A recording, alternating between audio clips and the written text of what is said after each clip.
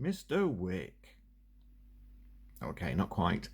Solder wick, or solder braid, as some people call it. It's basically braided copper with a small amount of flux added to it.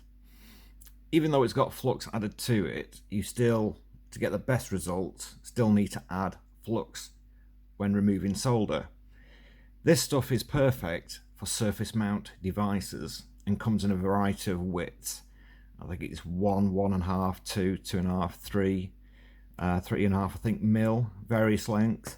There's also this very thin stuff which is 0.8, which is great on icy legs or just other delicate areas. This works really well as well, even though it's very thin.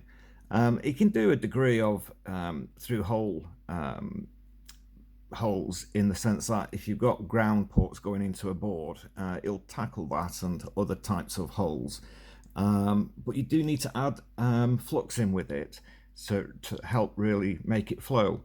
I've done a little video where I've put blobs of solder onto the contact points here, hit it with flux, and then I've gone over with the solder iron and just wicks it all up, and as you'll see by the video, it does a very good job. This is only a very quick video. I did a previous video showing various ways I remove solder. Solder wick is one of them, but I just thought it's probably deserving its own video. So it's only a small video, so I'll show you how to remove solder from a board like that using wick.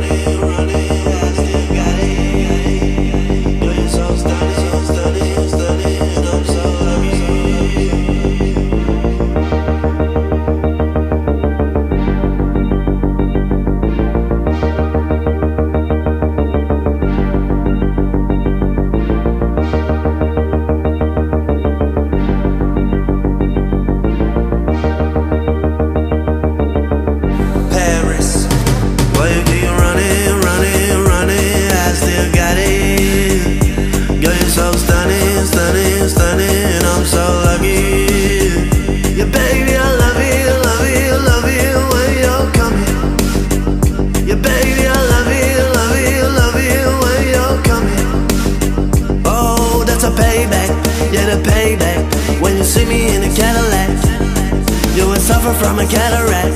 Oh, that's so bad. Oh, that's way back. Yeah, way back. Way back when you got me back. You manifest the fact. Yeah, that's so bad.